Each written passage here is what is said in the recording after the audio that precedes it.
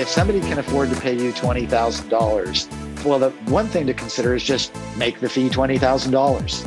I Right. mean, why complicate it for them and for you?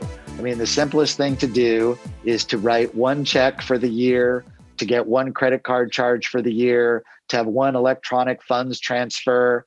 And I think this is and again, you may or may not agree with this, but if you really think about it from the consumer's perspective, right? So I am a client of a financial advisor. I'm not just a trainer of financial advisors.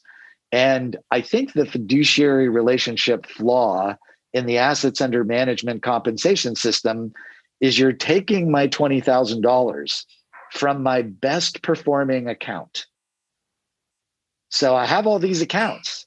I've got a checking account that pays no interest, right? I've got a money market account that pays almost no interest, right? I have a savings, I have an emergency fund account that pays almost no interest. And then I have my investments, which are crushing it. I mean, if I'm just in the S&P 500, if we're passive and I've just got Vanguard VOO, or I've got, I'm just in the market. Right. I'm averaging 7 or 8% over 20 years.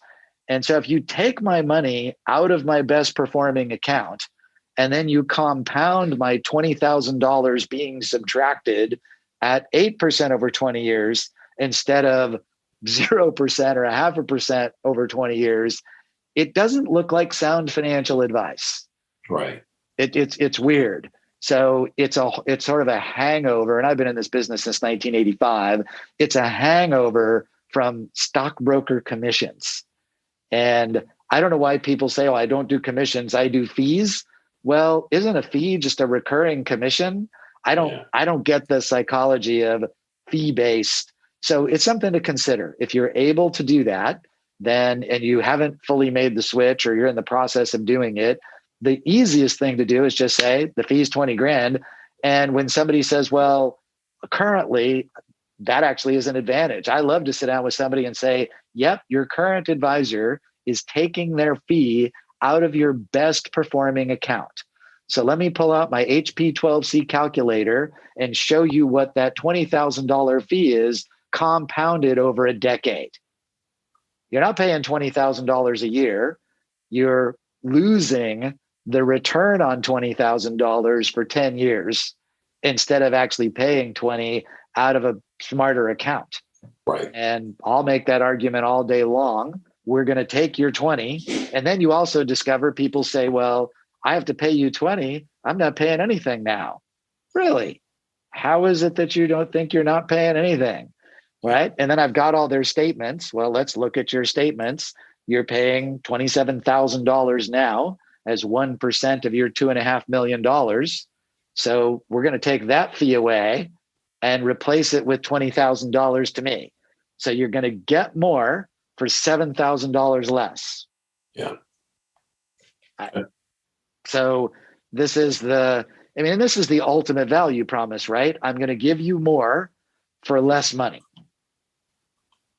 And if the money works for you, then I don't think it would bother you at all that you just took $27,000 from a lesser advisor and you added $20,000 to yourself and your client gets a better value.